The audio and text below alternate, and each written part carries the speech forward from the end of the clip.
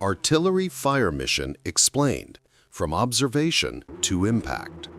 The projection of force across vast distances represents a fundamental challenge in modern combat. While infantry units maneuver and aircraft dominate the sky, ground forces require a reliable, precise, and voluminous method of delivering explosive power from concealed, distant positions. This necessity is fulfilled by artillery, and the mechanism by which these giant cannons are directed onto an objective is known as the fire mission. Tonight, we dissect this sophisticated process, traversing the crucial steps that transform a simple detection into a devastating result. The entire procedure commences with observation, the initial discovery of a hostile presence. This task falls primarily to the forward observer, FO, an exceptionally trained individual positioned near the line of contact, possessing a direct, unobstructed view of the enemy's location. The observer, often operating miles ahead of their supportive weapons, functions as the essential human sensor, the eyes of the entire artillery apparatus. They employ sophisticated tools, including laser range finders, thermal devices, and specialized optical instrumentation to pinpoint the adversary's precise position on the battlefield. Once the opposing unit's coordinates are acquired, the forward observer initiates the formal call for assistance. This transmission, known as the call for fire, must be relayed with absolute clarity and extreme speed to the fire direction center. This critical radio message contains three primary components. First, the observer identifies themselves, providing their unique identification code and the location of their observation vantage. Second, they meticulously specify the coordinates of the hostile position, using precise grid referencing systems. Third, they stipulate the method by which they intend to adjust the initial shot, known as the method of control. This initial exchange is performed under intense pressure, demanding flawless procedural execution under potentially perilous circumstances. This vital stream of information rushes not to the cannons themselves, but to the Fire Direction Center, FDC. This command node, often situated in a secure vehicle or hardened emplacement several kilometers behind the front line, acts as the central computational brain of the whole artillery complement. The FDC is staffed by highly proficient specialists, calculators and communicators who receive the coordinates and immediately begin translating this geographic information into ballistic solutions. The initial geographic coordinates are only the commencement of a complex mathematical challenge. The FDC must incorporate numerous environmental and systematic corrections into their calculations.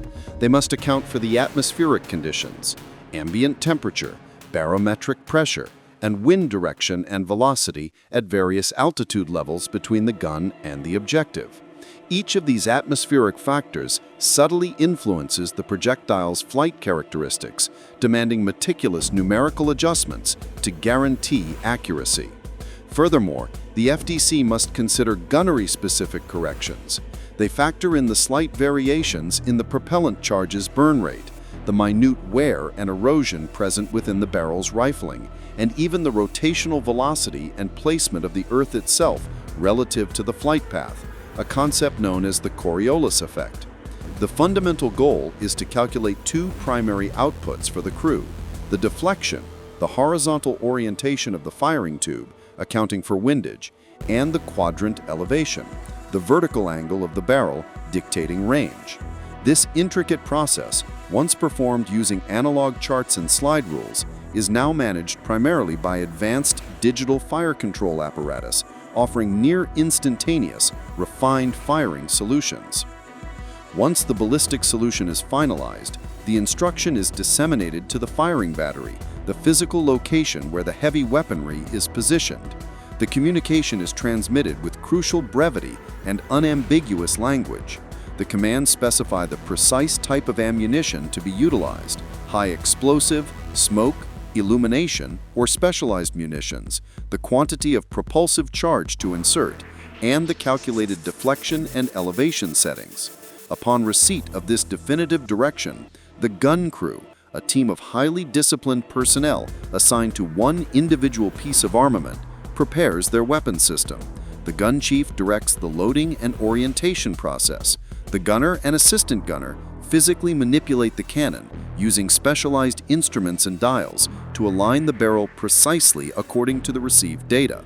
The aim is set horizontally using the panoramic telescope and vertically using the elevation mechanisms. Meanwhile, the ammunition handlers select the correct projectile and propellant charge, preparing the apparatus for its powerful discharge. The propellant charge, usually stored in modular bags or canisters, is tailored precisely to the required distance, as increasing the charge directly translates to a greater range. The climactic moment arrives with the command, "Fire." The lanyard is pulled or the electric firing mechanism is triggered, initiating the colossal controlled explosion within the breech. The projectile, a precisely engineered mass of metal and explosive filler, is violently accelerated along the rifled bore. The rifling imparts a stabilizing spin, crucial for maintaining the projectile's gyroscopic stability during its journey. The shell exits the muzzle at supersonic velocity, embarking on its parabolic journey towards the distant objective, a flight path dictated entirely by the physics of projectile motion and the intricate numerical computations supplied by the FDC. The forward observer, witnessing the subsequent flight of the projectile, plays a vital role in correcting any initial inaccuracies.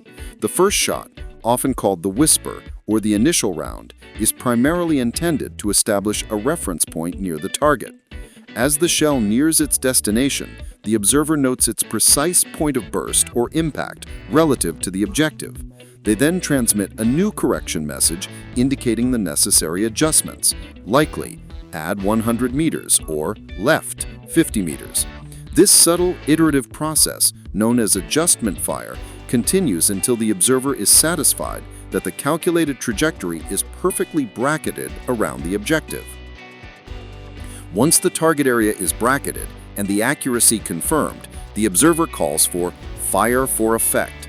This is the definitive demand for overwhelming firepower. The entire battery of weapons simultaneously discharges multiple rounds, coordinating their release so that the projectiles arrive onto the objective nearly synchronously, maximizing the explosive effect and achieving immediate suppression or annihilation of the hostile presence. The mission concludes only when the observer determines the required destruction is achieved and issues the final command, "End of mission." This entire sequence, from the observer's initial detection to the final destructive arrival of multiple shells, is a testament to the seamless integration of human proficiency, advanced computational processing, and enormous mechanical power. It is a precise and dynamic coordination of personnel spread over many kilometers, all focused on delivering accurate, responsive, and devastating supporting force to friendly combat units. The artillery fire mission stands as a sophisticated embodiment of remote power projection and a fundamental pillar of modern ground combat doctrine.